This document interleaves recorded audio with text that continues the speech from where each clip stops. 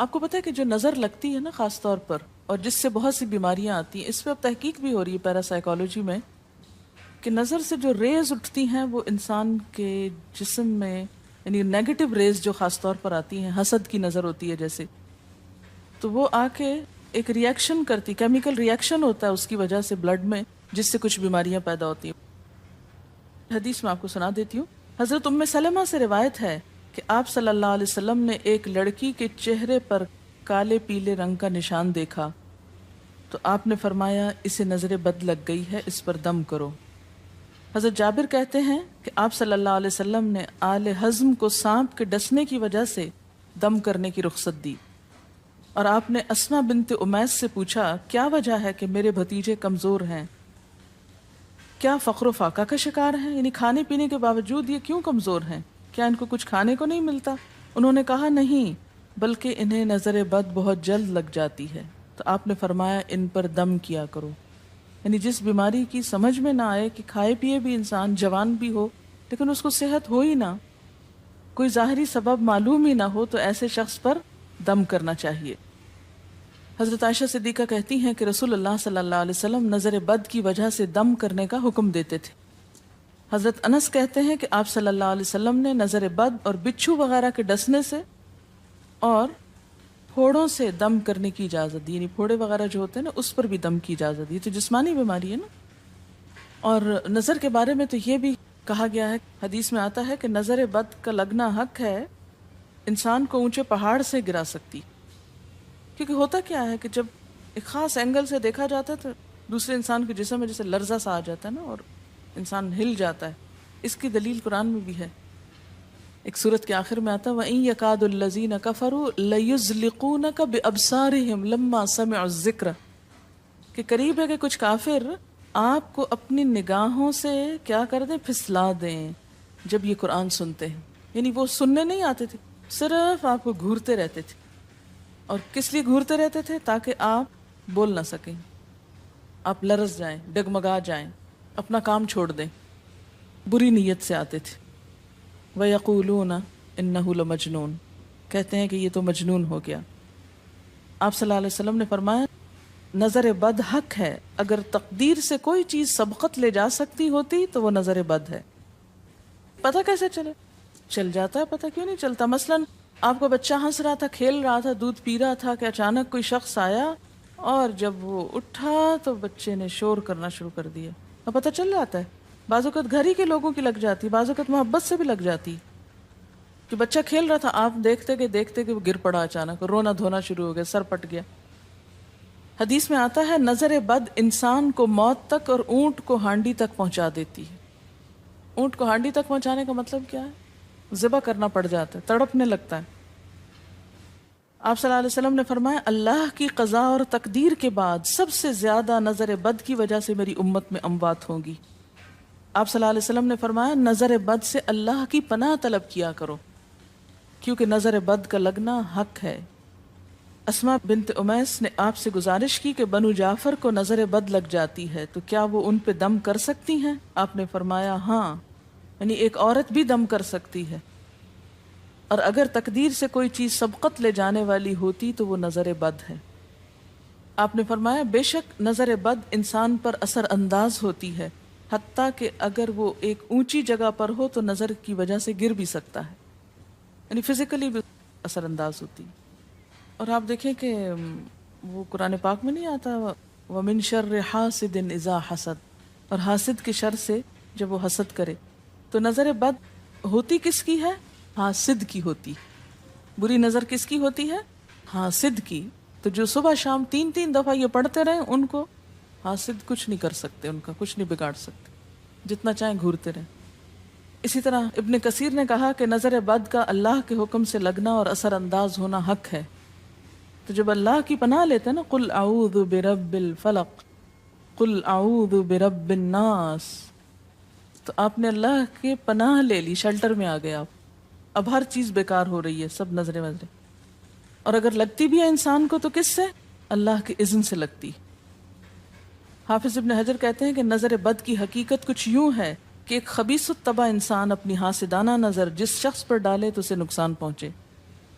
ابن قیم کہتے ہیں کچھ کم علم لوگوں نے نظر بد کی تاثیر کو باطل قرار دیا ہے اور ان کا کہنا ہے کہ یہ محض توہم پرستی ہے اور اس کی کوئی حقیقت نہیں، لیکن حقیقت یہ ہے کہ یہ لوگ سب سے زیادہ جاہل اور ارواح کی صفات اور ان کی تاثیر سے ناواقف ہیں اور ان کی عقلوں پہ پردہ پڑا ہوا ہے، جبکہ تمام امتوں کے عقلاء باوجود اختلاف مذاہب کے نظر بد سے انکار نہیں کرتے، یعنی صرف اسلام میں نہیں دیگر مذاہب میں بھی یہ کانسیپٹ پایا جاتا ہے، اگرچہ نظر بد کے سبب اور اس کی جہت تاثیر کے سلسلے میں ان میں اختلاف ہے۔ پھر کہتے ہیں اس میں کوئی شک نہیں کہ اللہ تعالیٰ نے جسم اور روحوں میں مختلف طاقتیں اور طبیعتیں پیدا کی ہیں اور ان میں کئی خواص اور اثر انداز ہونے والی کیفیات ودیت کی ہیں۔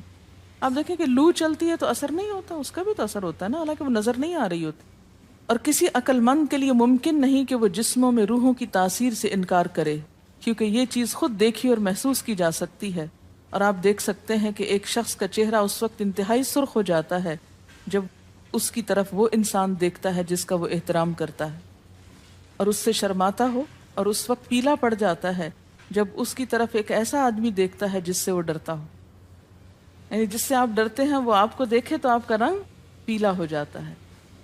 فرمایا یہ سب کچھ روحوں کی تاثیر کی وجہ سے ہوتا ہے، اور چونکہ اس کا تعلق نظر سے ہوتا ہے اور اس لیے نظر بد کی نسبت آنکھ کی نظر کی طرف کی جاتی ہے، حالانکہ آنکھ کی نظر کچھ نہیں کرتی، یہ تو روح کی تاثیر، یعنی نظر یہ نظر نہیں ہے صرف، بلکہ اندر سے روح یا احساسات ہیں جو ٹرانسفر ہوتے ہیں۔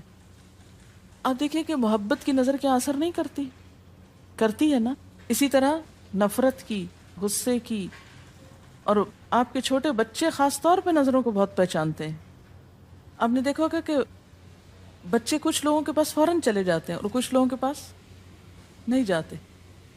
بچوں کی مثال اس لیے دے رہی ہوں کہ وہ معصوم ہوتے ہیں نا، ان کو کسی نے سکھایا پڑھایا نہیں ہوتا کہ ادھر جاؤ اور ادھر نہ جاؤ، اور اگر آپ سکھائیں پڑھائیں بھی تو پھر بھی وہ اپنی مرضی کرتے ہیں، آپ کی نہیں مانتے، تو وہ ایک طرح سے بہترین جج ہوتے ہیں۔ بعض لوگوں کو دیکھ کے بچے رونے لگتے ہیں، بعض کو دیکھ کے مسکرانے لگتے ہیں، تو یہ ایسا کیوں ہوتا ہے؟ اچھا، اسی طرح اگر کوئی شخص کانسٹنٹلی آپ کو دیکھ رہا تو آپ کانشیس ہو جاتے ہیں، آپ ٹھہر نہیں سکتے۔ اسی طرح اگر کوئی سٹیئر کر رہا ہو تو اس کی نظروں سے بعض اوقات خوف بھی آنے لگتا ہے۔ اللہ نے کیسی کیسی طاقتیں انسان کو دی ہیں، سلطان النصیرہ۔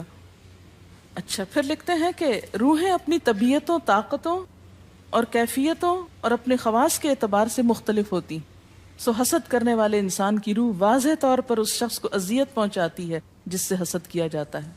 ویسے بھی تو آپ دیکھیں نا، وہ رویے ایک دم آپ پہچان لیتے ہیں۔ یہی وجہ ہے کہ اللہ تعالیٰ نے حاسد کے شر سے پناہ طلب کرنے کا حکم دیا ہے۔ حاسد کی تاثیر ایک ایسی چیز ہے جس سے وہی انکار کر سکتا ہے جو حقیقت انسانیت سے خارج ہو۔ جنوں کی نظر بھی لگتی، یہ میرا قول نہیں ہے، حدیث ہے۔ حضرت ابو سعید خدری سے روایت ہے کہ رسول اللہ صلی اللہ علیہ وسلم جنات اور انسانوں کی نظر بد سے پناہ مانگتے تھے، یعنی آپ جو پناہ مانگتے تھے بری نظر سے، وہ انسانوں کی بھی اور جنوں کی بھی۔ پھر جب معوذتین الفلق اور الناس نازل ہوئیں تو آپ انہی کو پڑھتے اور باقی دعائیں آپ نے چھوڑ دی تھی، یعنی قل اعوذ برب الفلق، قل اعوذ برب الناس، پھر سب چیزوں کے شر سے بچنے کے لیے کافی۔ یاد رکھیے بعض اوقات اپنی نظر بھی لگتی ہے، خود کو بھی نظر لگتی ہے۔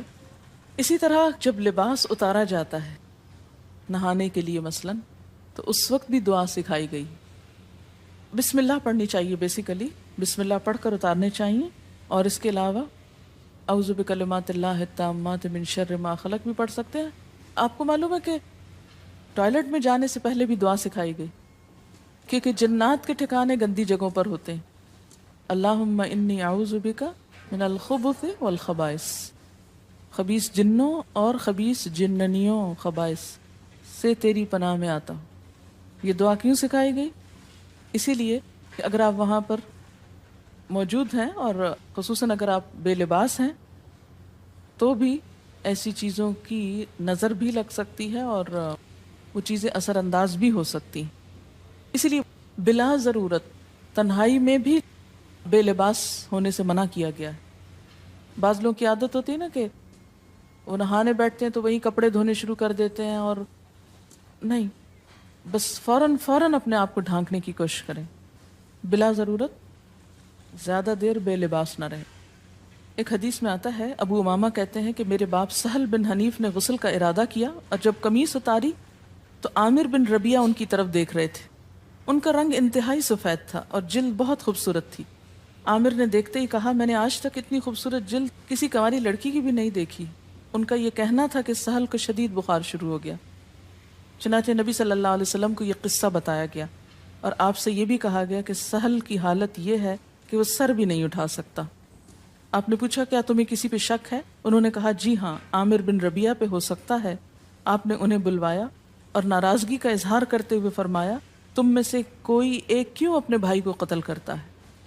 کیا تم بارک اللہ نہیں کہہ سکتے تھے؟ اس لیے اب غسل کرو، اور اس غسل کا پانی کس پہ ڈالا جائے؟ جس کو نظر لگی۔ عامر نے اپنا چہرہ، ہاتھ، کوہنیاں، ٹخنے، پاؤں اور اپنی چادر کے اندرونی حصے دھوئے، پھر اسی پانی کو آپ نے سہل کے اوپر پیچھے سے بہا دیا، یہ نہیں کہ اس کے منہ پہ ڈالنا، پیچھے سے بہا دیا، اور سہل فوراً ٹھیک ہو گئے۔ اس کا طریقہ بتایا گیا اس غسل کا۔ ابن شہاب زہری کا کہنا ہے کہ ہمارے زمانے کے علماء نے غسل کی یہ کیفیت بیان کی ہے، جس آدمی کی نظر لگی ہو اس کے سامنے ایک برتن رکھ دیا جائے جس میں وہ سب سے پہلے کلی کرے اور پانی اسی برتن میں گرائے، پھر اپنا چہرہ دھوئے، پھر اسی پانی کے ذریعے اپنے ہتھیلیاں، دائیں ہاتھ اور ہتھیلی پہ پانی بہائے، پھر بائیں پر، اور پھر دائیں کوہنی پر، پھر بائیں کوہنی پر، پھر بائیں ہاتھ سے اپنا دایاں پاؤں دھوئے، پھر دائیں ہاتھ سے بایاں پاؤں دھوئے، اور پھر اسی طرح گھٹنوں پہ پانی بہائے، اور پھر یاد رہے کہ سارا پانی برتن کے اندر جائے، اور اس کے بعد جس شخص کو نظر لگی ہو اس کے سر کی پچھلی جانب سے وہ پانی ایک ہی بار بہا دیا جائے۔ حضرت عائشہ کہتی ہیں کہ جس شخص کو بری نظر لگتی اس کو اسی طرح غسل کروایا جاتا۔ اب بعض اوقات یہ نہیں پتہ چلتا کس کی لگی، ایسی صورت میں پھر طریقہ کیا ہے علاج کا؟ مریض کے سر پہ ہاتھ رکھ کر یہ دعا پڑھی جائے، بسم اللہ ارقیک من کل داء یؤذیک من کل نفس او عین حاسد اللہ یشفیک بسم اللہ ارقیک۔